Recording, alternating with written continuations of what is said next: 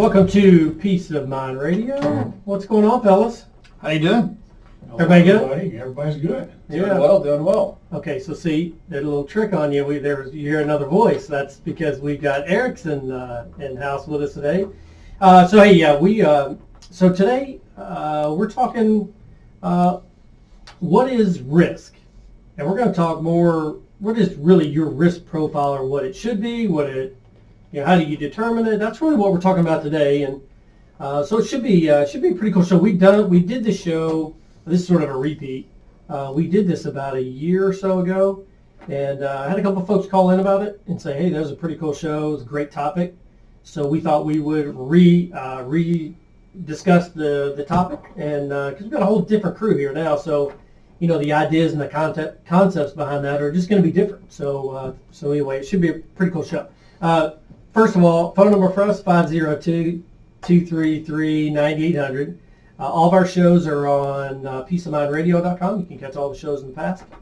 And you can also catch our podcast on there as well. So we do kind of short snippets of general topics of what we talk about on the radio program. And we sort of break those down to like mini versions. So there are 3 to 5 minute type clips. So anyway, and those can also be found on our YouTube channel. You can go to YouTube and look up Family Wealth Planning Partners, or you can look up Peace of Mind Radio. That's where everything is under Peace of Mind Radio. So, all right, with that being said, who wants to tackle what is risk? Generically speaking, what is risk?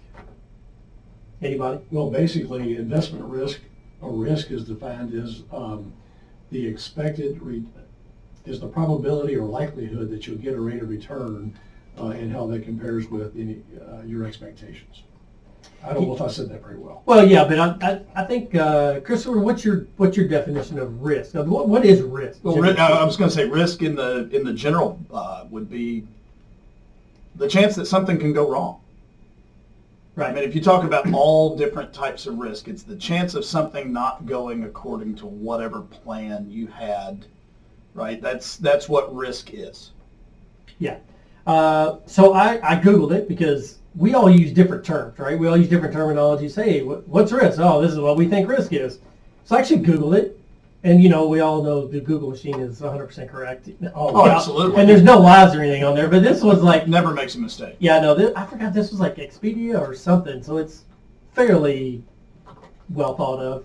It may not always be accurate, but it's fairly well thought of. It says I typed in what is investment risk, and it says investment risk can be defined as a probability or likelihood of occurrence of loss relative to the expected return of any particular investment. That's what I tried to say. Yeah. It's all good. But I think that's the point is, when we all talk about risk to clients, we're really talking about what's the probability of a loss, right? Right. It's very rare that you go, oh, what's my risk? Oh, well, your risk is you don't get 20%, you only get 10%. I mean, that's not what we're talking about. The risk is, when you invest in this particular widget, you have the potential for it to lose value, and that's really what we're talking about, right? Correct. So, with that being said, what we're talking about today is we're going to talk about sort of when you're an investor, okay, what are the types of risk you're exposed to, number one. And then we're going to talk about how you measure risk, or how you determine sort of what your risk should be. And then we're going to talk about how to sort of measure that on an ongoing basis. That's kind of how we're going to approach the show. So, I'm an investor. I'm going to let you three guys answer this. I'm an investor, and I come to you guys and say, hey, I'm going to roll over my IRA. What risk, now again, this is if you put it in the market, okay, we're not saying you put it into an annuity or something where there's no downside risk. But generally speaking, I have my money in an IRA. I'm going to invest it in mutual funds, exchange traded funds, whatever the case is. What are some of the risks that I would be exposed to? Anybody? Well, okay. Go ahead, Eric. I was going to say, well, the first type of risk that you're going to come up against is really probably the easiest to explain, which is just general market risk as a whole, right? The one that everybody's thinking of. Absolutely. You invest in the stock market, it goes up, it comes back down. Yeah, so so when you say market risk, you're talking about stock market risk. The overall performance of the stock market as a whole, absolutely. Yeah. Okay, cool. Anybody else? What's another one? Interest rate risk. And what do you mean? So if you think about, and you hear this on the news a lot about the Fed raising or lowering the discount rate. And that has an impact on investments, specifically on bonds. Yep. Because if you've got a lot of bonds in your overall portfolio, when that discount rate changes, it's going to have an impact on the value of all of those bonds. So there's a risk to that. Yeah, and here's the issue I have with that, and I put a little mental asterisk around that, and that is the Federal Reserve, when they raise interest rates, they're really raising interest rate on banks for their overnight lending rate. Right. Yes. So they really have no direct correlation to mortgage rates. They have no direct correlation to the interest rates that I would borrow on my loan. Nothing, not my home equity line of credit that's on adjustment. They have no direct relation on that. However, what do the banks do? They all go along with what They go that rate along with is. it. Yeah. They march in tandem. That's exactly right. And sometimes they'll march in tandem on the way up. Well, back up. If they're charging a loan, that quarter point interest rate will go up automatically. If they're giving you interest on your checking account, it doesn't. That's the thing I'm like, wait a minute. If you're charging me a quarter point more on my loan, you better give me a quarter point more on my interest on my checking account. But that never happens. Doesn't work that way. 100th of a percent. Although, stay tuned, because we are actually coming out with our own checking and savings accounts. And you guys know this, that Yep. the interest paid on checking, which is huge because most banks here in town don't pay on checking, but the interest rate for checking and savings move in lockstep with the Fed funds rate. So if the Fed raises interest rate, our interest rate goes up. So stay tuned on that. We're going to have a complete show on that once we fully roll that out. All right, so name another one. What's another risk? Well, a more general risk that we want to talk about probably is economic risk. Okay. Because the economy is not, it does fluctuate. It's seasonal and to a certain extent. Now, we've had an economy that's been up for the most part for the last 11 years. That won't always be the case, and we saw that in 2008, what happens when the economy runs into difficulty. Right. Because almost everything in the markets fell at that time. So economic risk is something that we don't really have much control over as investors. That's right. What's another one? Business risk. Okay, what do you mean? All right, so business risk is the concept that if you buy a stock in an individual business, what's the chance that that business is going to do well or do poorly or go out of business? I mean, that's really kind of the whole concept of where mutual funds came in, Right. was to kind of diversify that risk through a broad base of companies instead of just one or two. Yep, exactly. That business risk is going to be on a little bit more of a micro level, whereas market or economic risk is going to be more on a macro level. You're Absolutely. looking at the market as a whole versus a single, individual company or stock in this case. Yeah. A good example of that might be a company like Kodak that used to make a lot of printing paper. Well, they didn't respond to new changes in digital photography, and so they're not doing nearly as well. I guess they're still around. I don't know. Yeah. The Xerox would be another indication of the business changed. That the business doesn't change with the economy, with what consumers want. They stand a chance of losing a lot of revenue. Yeah, for sure. I mean, you can even look at particular companies. Enron, for example, that's really a business risk. No one really knew what was happening, and all of a sudden it was like, wham, it's all gone. Yeah. And that because all that was happening internally, we didn't know. Investors didn't know about it. Poor I mean, their own employees didn't know about it, or they wouldn't have been all in the stock in their 401k. But That's right. Neither here nor there. Let's move on. Okay. Anybody else got another one? If you look at political risk, right? And That's a huge one right now. Exactly. Yeah, especially in a right. leap year. One a leap year, but more or less, we got looking at an election year. Exactly, because a leap year is an election. There you go. Yep. Yeah. And we've got a client that was born on the 29th, which is kind of cool. It's only the third person I've ever met in my life that was born on the 29th of February. All right, go ahead. What political risk? What's sort of, and today is just so we're recording the show. And by the way, we record shows several weeks in advance. We have to. We can't do a live show. Today is middle of January 2020. So Yeah. what is sort of at point right now that's more of a political risk? I'm thinking more of international political risk. What's going on? Well, when you start thinking about the Chinese tariffs, There you go. Exactly. that's a big one. And it's not necessarily the tariffs themselves, but the effect that those tariffs have on local businesses. Or if you have exposure to international, funds, what type of effect is it going to have on those funds? Yeah. Well, I think that's the very point is we, that risk, that kind of political risk is we didn't know that the current administration was going to kind of get into this tug of war with China over trade. And it disrupted. Now, it disrupted the international markets way more than it did the U.S. markets. Yeah, right. We've weathered the storm a lot better. And interesting enough, we've got a couple clients that they buy widgets. Well, I tell you what, here's some music. So, awesome, good tunes too. I love that. All right, we're going to come right back and I'll finish my comment about political risk here in about 2 minutes. This is Peace of Mind Radio on Talk Radio 1080. Be right back. All right, welcome back. Do you guys ever remember, I've always wanted to open the show with, I don't have the voice for it, but you know that old welcome back, that Carter's, you remember that show? Welcome back, Cotter. Yeah. Welcome back, Cotter. Oh man, I loved that show when I was a kid. That was awesome. I just always was like, even when I started doing this with Stan 2 years ago, I'm like, man, I'm gonna open the show. I'm open to welcome. I can't sing either, but You're aging yourself a little bit, Brian. I know. Well, and I did sing karaoke one time in my life, and I got pulled off stage. They're like, dude, come on, you're done. You got the hook? Yeah, I did. That's really Halfway sad. through the song. Well, part of it was an Elvis song, but that's a whole different conversation. All right, so we're talking about risk today. Our phone number 502-233-9800. You can catch all of our shows, podcasts, all that good stuff at peaceofmindradio.com. And by the way, if you are driving down the street, and I'm not going to say we're going to a Mexican restaurant. We didn't pick Chinese last time? Yeah. Yes. Okay, we're going to say Let's do Chili's. country cooking this week. Chili's. Chili's. All right, Not you're Southern. driving down the road going, all right, country cooking, yeah. There you go. All right, we're going to country cooking or to your grandma's house or whatever you're doing.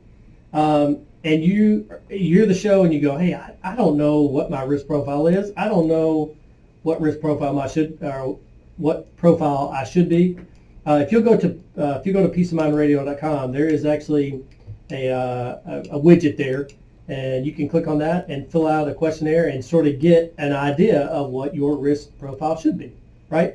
And then if you want more information, of course, you can schedule time with us. It'll allow you to schedule time with any of us, and we'll sit down and talk more about what's more appropriate. I bring that up because if you don't catch anything, make sure you catch us probably late third segment or the fourth segment of the show, because we're going to talk about why we don't believe that's accurate and why you shouldn't rely on that. So anyway, okay, so back to our last conversation, we were talking about just different types of risk.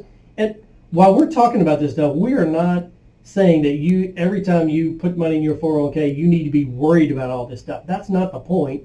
But the point is, there's just a lot of things that affect how your investments do inside your 401k or Roth IRA, whatever, right? This is all things so know that there's going to be times where it's completely out of everybody's control that your 401k may go down in value to some point. Now, we know over time, historically speaking, that the markets are going to be positive and all that good stuff, but there's going to be times where it goes down, and it could be any number of reasons why, and you just have to know that it may not always be the markets that are causing. It could be a political, which is what we sort of finished up on the end of the last segment, and I'm just going to finish up my thought, and then I'll let you guys keep going here. But the interesting thing about the political risk is there's this trickle-down effect anytime that you bring politics in that affects the markets. So, as I was saying, this is middle of January 2020 when we were recording the show, and we just got phase one of a trade deal done with China, right? Yep. Which is a good thing. The market had already sort of built that in, knew that was coming, so we didn't get to see that big pop. But what's interesting is, and what I think will affect the markets, mostly international markets, which have been an underperformer really over the last couple of years due to, versus the domestic markets, and that is that the companies that I know that buy widgets, so some form of a widget from China, they get manufactured there, have moved their production away from China to countries that have non-tariff. Yep. Now, do they pay a little bit more in, labor rate? Yeah, they do, but they don't have the tariff to deal with. So they're actually getting their widget manufactured at a lower cost, and they don't have to deal with all this political stuff. So it's going to be interesting to see, because I think in the long run, 2 or 3 years down the road, we're going to see China maybe hurt, and really China makes up the bulk of what we call the emerging markets, index. Yeah. So that's a thing I think we all have to be cognizant of, right? That we don't get so overwhelmed with it, because I think China's going to be the big loser in that deal. Anyway, China already has, because last year was the slowest growth rate they've had in 20 or 30 years. yeah, but I 100% agree, but I think that even with this deal done, I don't think they're going to have the same growth rates as what they've experienced in the past. Personal opinion. Okay, any other type of risk we want to Well, one talk thing about? I would say is the most basic risk is purchasing power risk. Yeah, exactly. That's where I was going. Which a lot of people don't understand. We've talked to a number of people who don't want to take any risk with their investments, but no matter where you put your money, there is a risk. If you have all of your money in checking accounts, money markets, CDs, something like that, your risk is basically inflation risk. We know that it's going to cost more to live every year. And if you're investing money at 60 or 65 years old, getting ready for retirement, and you have a life expectancy in the 85 or 90-year-old range, your cost of living may double in the time that you're alive. So if you're making 0.5%, 1%, even 2% on your money after taxes and inflation, you're actually losing money. Losing. So your money doesn't buy as much in the future as it did today. Well, and here's the other thing. The reason I sort of made a mental note of this one is we have a lot of clients that, especially in town, that have pensions, right? You select your pension, Yes. you have purchasing power erosion over time. So you're going to get paid $1,000 a month the rest of your life. Well, $1,000 a month today is great. $1,000 a month 15 years from now, not so much. So that's where you have to do a lot of planning to make sure you have assets that will appreciate over time being invested in the market to offset that growth of inflation. So anyway, all right, anybody else have another one? I think one I would add too is and this segues a little bit into what we were just talking about, but opportunity risk. So really there's a term out there, it's called FOMO, right? The fear of missing out. Yeah. Opportunity risk means you invest in something, but you could have invested in something else for a greater return, right? And when you think about, some of our clients that might be extremely risk averse, that really don't want any type of risk in their portfolio, once again, kind of along the same lines as inflation risk, but if you're invested all of your money in a savings account, there's an opportunity risk that you are taking, that you could have invested that money elsewhere for a greater return. And how many of those that you're talking about right there are looking back at 2019 going, what in the world was I thinking? Well, I had that conversation yesterday with a client, as a matter of fact. I've had it with several. It's very prevalent right now. We're seeing a lot of it. But it's not so bad when the market's negative. Then they're like, woohoo, look at me. Absolutely. I'm smarty. And then they get a year like 2019, they're like, oh my gosh, I wish I had been in the market. So, okay, so here's the thing.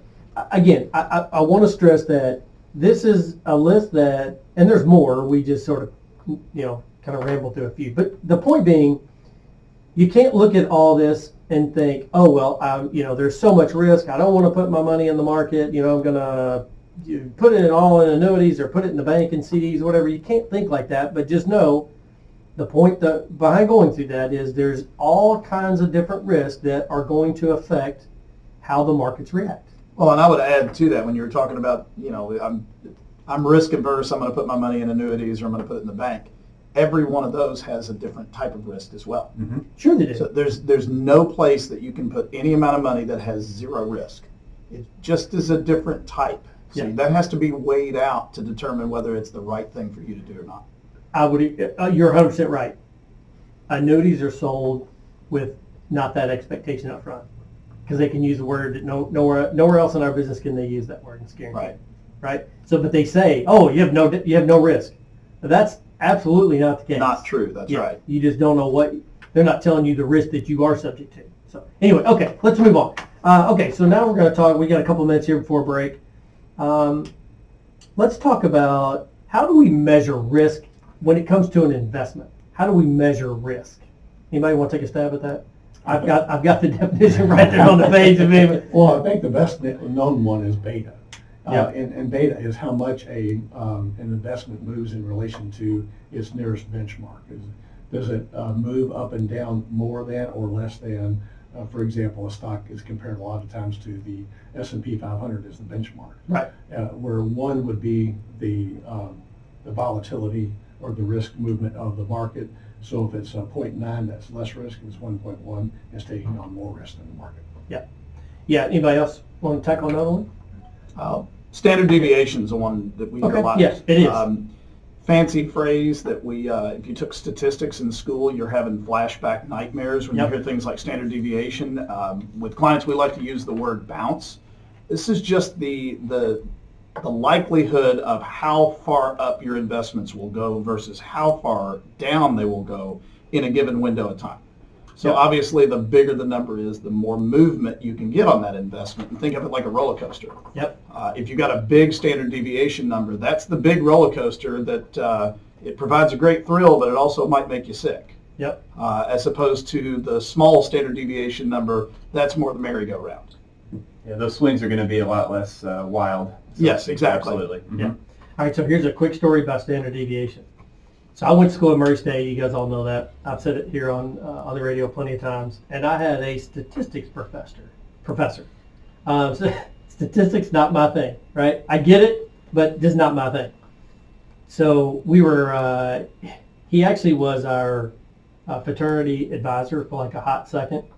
And so come to find out, he studied at Cal State Berkeley he was like a junior whatever, for the guy that actually invented standard deviation. Oh, wow. The guy that created standard deviation, Uh-huh. he was like his apprentice or something. This guy was spot on, man. He was so smart. It was ridiculous, which is why I didn't do very well. I need a little bit more less intelligent professor to teach that class. But anyway, so we're getting ready to come up on a break, but here's the point. There are a number of things, and the research says it's alpha, beta, R squared, standard deviation, and Sharpe ratios. Now, here's the thing. If that is your thing and you really kind of get into that, and boy, you're like, hey, I want to get into Sharpe ratios and R squareds, it's just not something the majority of advisors really get into. There are a few, but for the most part, we're more interested in a lot of other things. But that is how the market measures risk in an investment. Correct. And we got to talk about it, right? Yeah. All right. We're going to come right back. This is Peace of Mind Radio on Talk Radio 1080. Be right back here in a couple minutes. All right. This is Peace of Mind Radio. We are on Talk Radio 1080. And this is pretty cool music. I remember when this music first kind of came out, I remember it being like, who would ever listen to this? And then like, I went to school at Murray. Is when it came out. Really. Yeah, this came out in college. Yeah, it's right when I was in college, and it was kind of like that was whack. They sort of were after all the hair bands started to kind of die off, So that was kind of my music. But then all of a sudden this came out, and Nirvana was like, "What kind of music is this?" And then all of a sudden just exploded. Yeah. I mean, It sure did. it was unbelievable, but it's just a totally different style of music just popped on the scene, and bam! So it's kind of cool. Grunge music. Yeah, that's kind of cool. Okay, with that being said, we're not talking about grunge music today, although we should do a show on... Our musical tastes. Yeah. I like it. Yeah, and they just had Jim sort of underlie all of our music to, throughout the whole piece. Not just bump it in, like just to have it played. I like it. Could we make note of that, Jim? That'd be cool. If we do that, I will really date myself. I'd be afraid to scare some of you guys. Well, that's true. Well, at least we're not doing TV, because that'd be all black and white TV. Right? I mean, you would, right? We had a color TV. Yeah, but when you were a kid, you didn't, because Our when I first was... TV, I was probably 8 or 9 years old before we had a color TV. Yeah, I was gonna say, because even when I was a kid, I had black and white TV in my room, so yeah, I date myself too. Okay, all right, so we're talking risk. We're not talking TVs or music, although we do have a tendency to do that quite a bit here. Okay, so risk. We sort of laid out, what is risk? How does the market measure risk? How do we measure risk, from an investment standpoint, whether you're looking at a mutual fund or anything like that. So really, we're going to make a transition, and we're going to get into how do we tie risk into client portfolios and how we measure the risk tolerance of a client. Because you got to kind of do both, right? You got to understand how the client feels about risk. You got to understand how that client should be invested. That's the risk tolerance they should be in, because there's a difference, major difference between how they feel and how they or not in every case, but for most cases. So you got to make sure you get the two right. And then how do you measure that? How do we look at these investment selections and make sure that it synchronizes with how the client feels about risk, right? So that's kind of what we're going to spend the next two segments, the last part of the show on. So can somebody just walk me through, we're talking about risk tolerance when it comes to clients. What's your definition? Not that it's a specific definition, but what do you think of, or how do you explain that? Anybody? What I tell people is, if you get a statement and your account value has dropped 10% or 15% or 20% in the last 6 months, how upset would you be? Because risk tolerance basically comes down to how much volatility can you tolerate in your portfolio. Now, nobody has a problem with their accounts going up, but they can have a problem with how much it goes down when the markets are not cooperating.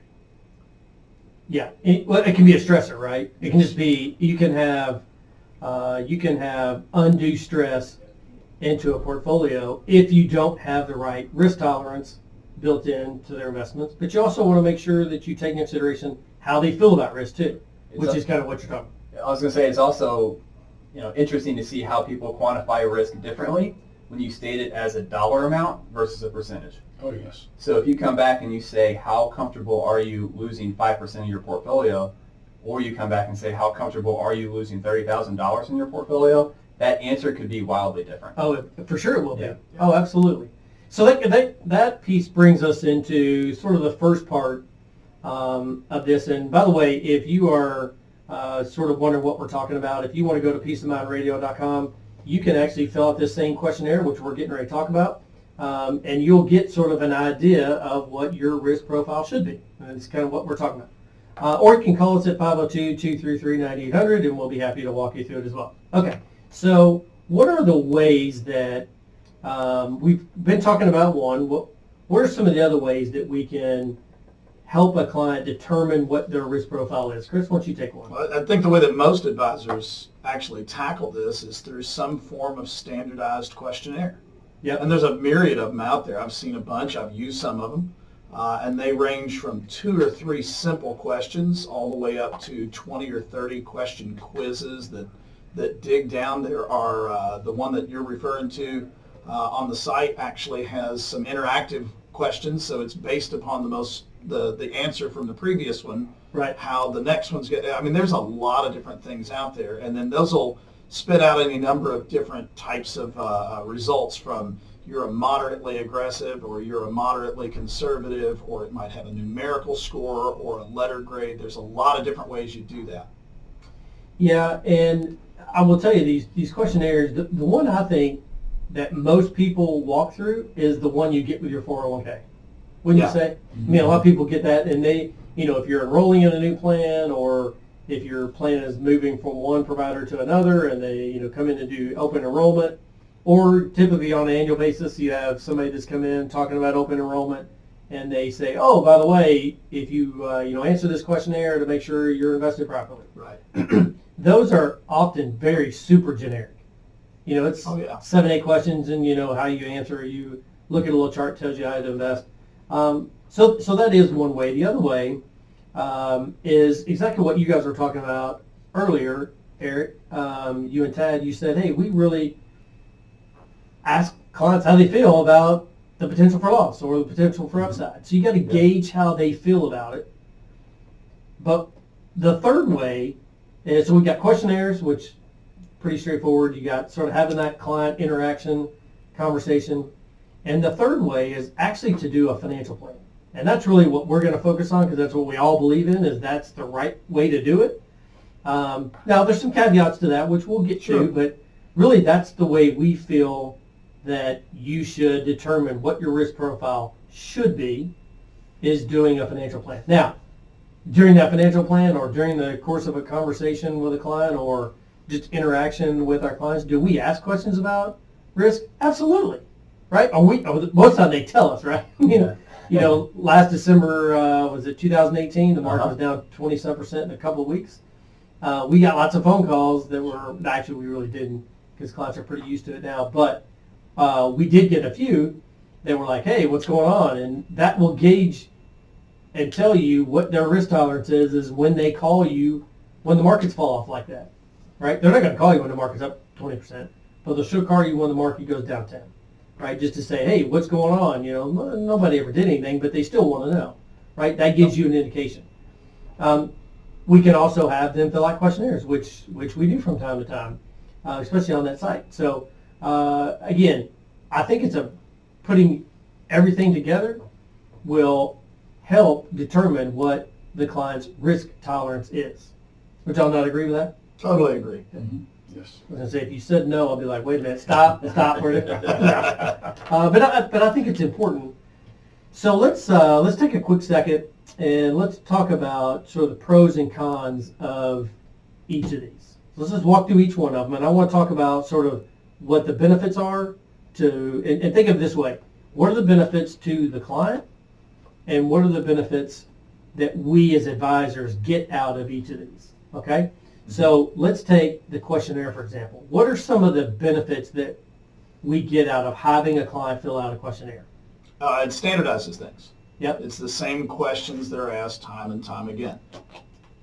Okay. Anybody else? It provides a jumping off point for us to start talking about risk. So if we have some answers to some standardized questions, that gives us a pretty good or a pretty clear spot for us to begin talking about risk or get an idea of what you think your risk level might be. Yeah. When you say jumping off point, what it does is it gets the client to thinking about Yes. how much risk can they take. Yep. Yeah, I agree.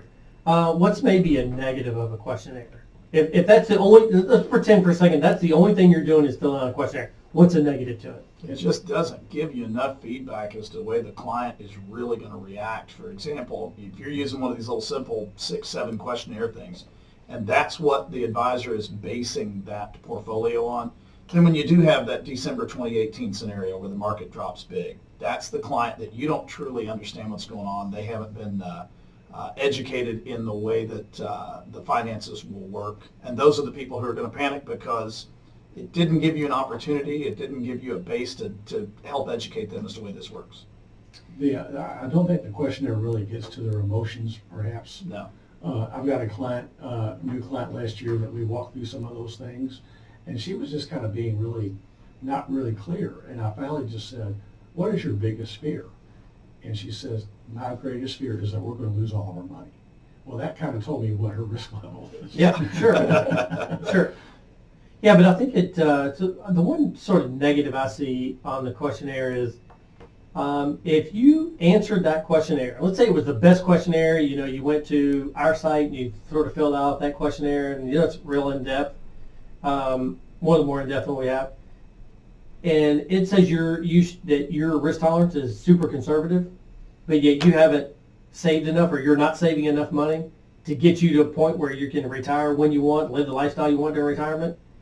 That's the negative is you didn't have enough risk to get you to a point where you need to be. Right? So there's some give and take, which we're going to cover in the next section. All right, this is Peace of Mind Radio on Talk Radio 1080. We'll be back here in a couple of minutes and continue our conversation about risk.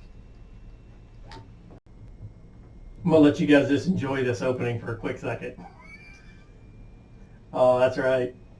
Okay. We are back. I'm sort of letting this play out.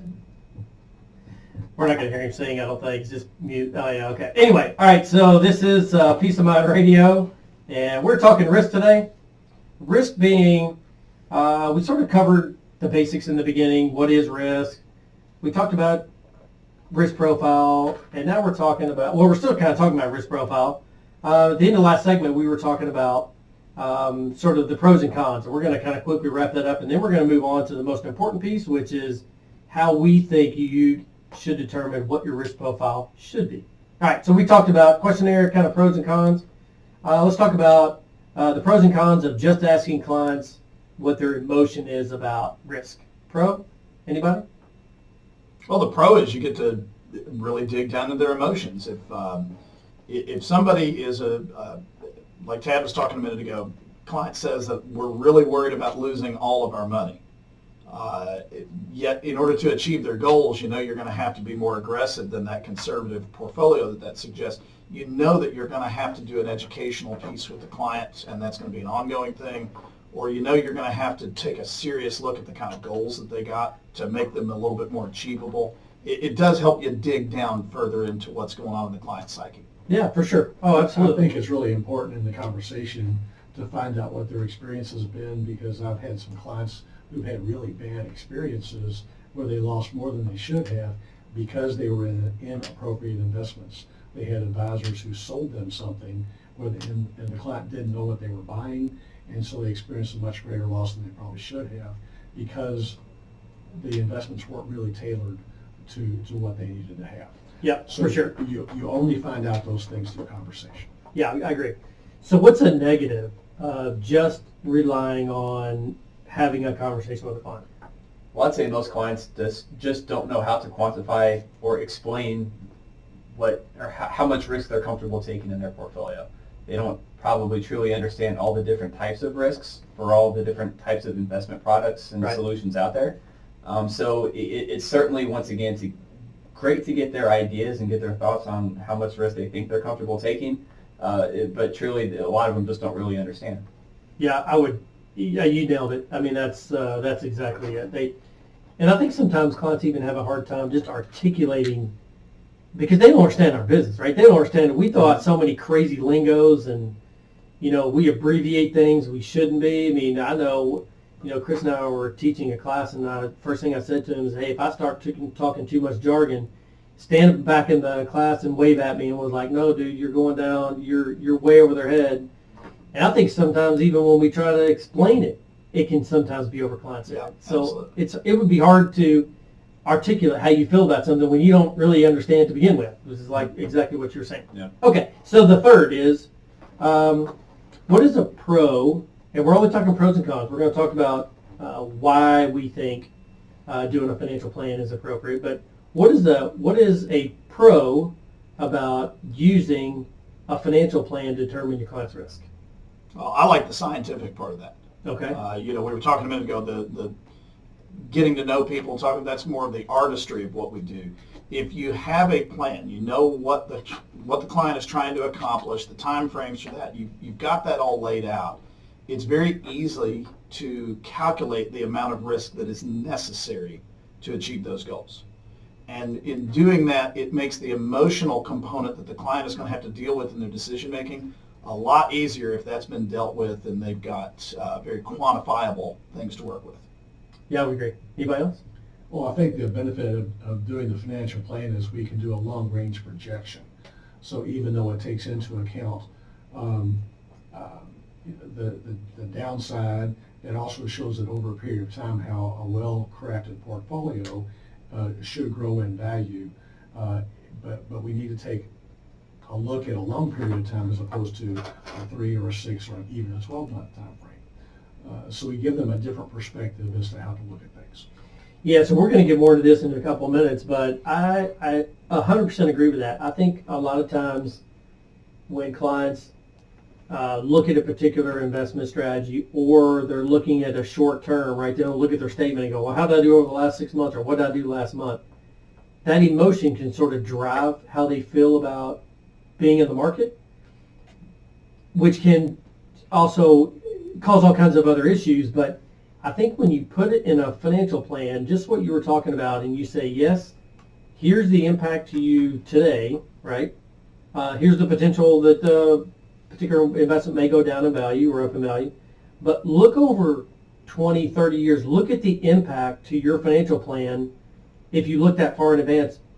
I think that's critical, is to say, you gotta stomach some of this volatility, knowing that long term the outcome is going to get you to where you want to be. And I think that's the point that I want to kind of spend a couple of minutes on, is just making sure we understand why we think it's important that a client actually walk through a financial plan and what that financial plan ultimately gives you. Now I'll start it out, and then we can take it from there. Okay.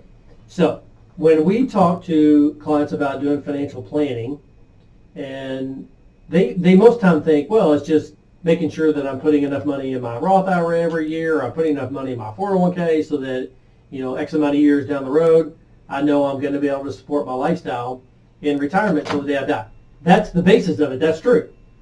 The financial plan also gives you the information that you need in order to determine how you should have your assets invested. That's the other outcome of a financial plan. Most advisors are not going to tell you that because they don't look at it that way. But that's really how you should look at it. Because if we run your financial plan and we say, you're a moderate investor, and you come out, well, let's just say you've told us and all the information, I've got a particular client I want to talk about, that you're an aggressive investor, right? I've got a client that's that way, super aggressive. But we do his financial plan at his rate of savings thus far in his life, plus what he's putting away for the next 10 years or so. He's going to have plenty of money. That's not the issue. So really, when we did his financial plan, he really scored out the financial plan, said he doesn't need to be any more than a moderate investor. So essentially 50% allocated to stocks, 50% allocated to non-stocks. So he could be super aggressive or super conservative if he wanted to be, right? That's why I think it's important, because we had to show the client, hey, look, we know that you're super aggressive. We get it. You're speculative. You're buying in all this weird stuff. But in all reality, you don't need to do that. So why subject your assets to all that risk when you don't need to? Right. It's unnecessary risk that he's taking in his portfolio that's not going to do, it's probably going to do more harm than good over the long run. And we also see the opposite. No. Somebody that's super conservative, that you wind up doing the plan and the plan says, hey, you need to be a moderate, but they feel like they're more conservative, and you're like, hey, that's a decision. So, but I guess the point being, that's a decision that you have to make as a client. We show them in the financial plan what their risk tolerance should be, and then they can ultimately make the choice, because that brings about a decision they're going to have to make, right? Right.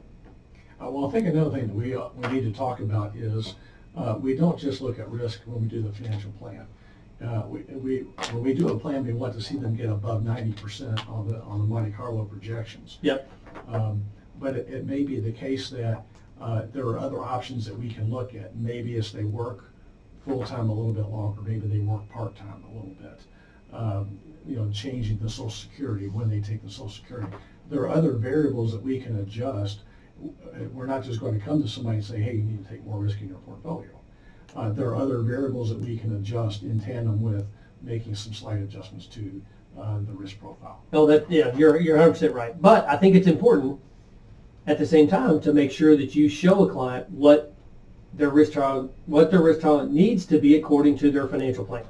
And then they can make a decision, right? So to your point, if you have a client that's super conservative, how they feel about it, and yet we show them you need to be a moderate investor, they can say, okay, I know I'm going to have to make other sacrifices because I'm not willing to expose my assets to all that risk. Right, which helps them make the decisions about their willingness to change some of those other parts of the plan. That's the beauty of doing the financial plan and letting it determine the risk that you should be taking. And the other thing I think is kind of cool is we're showing the client what it needs to be. Yeah. It's not something that we're just talking about. We're showing it.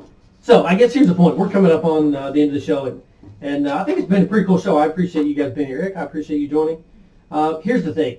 If you're questioning what your risk tolerance should be, call us, 502-233-9800. You can go to peaceofmindradio.com. You can fill out the questionnaire. It's called Riskalyze. Just click on that. It'll take you to the program. You put in your information. It'll sort of give you a generic number. But really, the main thing you need to do is go see a financial advisor or financial planner and do a good, thorough financial plan. Yeah. That's the key. And we'd be happy to help you with that. We'd love to help you with it. Come see us. Be happy to have that conversation. All right. Thanks for listening. Tune in next week. I believe we're talking to business owners next week, right? Business owners. It's going to be a cool show. Anyway, tune in next week. We'll see you guys next week. Have a good week. Thanks for listening. Hey, thanks for watching another edition of Peace of Mind Radio. We really appreciate it. If you like the content we're covering today, make sure you hit the thumbs up button, share it. We would greatly appreciate that. And if you want to make sure you receive any future content, hit the subscribe button and you'll make sure that you get the material. And listen, if you've got a show idea, send it to us. We've done a couple shows in the past based on suggestions from our listeners, so we'll be happy to cover another topic. Maybe it's one we haven't done in a while, or maybe we've never covered. But we love doing research on different topics and bringing our ideas and thoughts on those topics. So anyway, keep that information coming. Keep listening, and we appreciate all of our listeners. And we'll tune in next week to hear another edition of Peace of Mind Radio. Take care.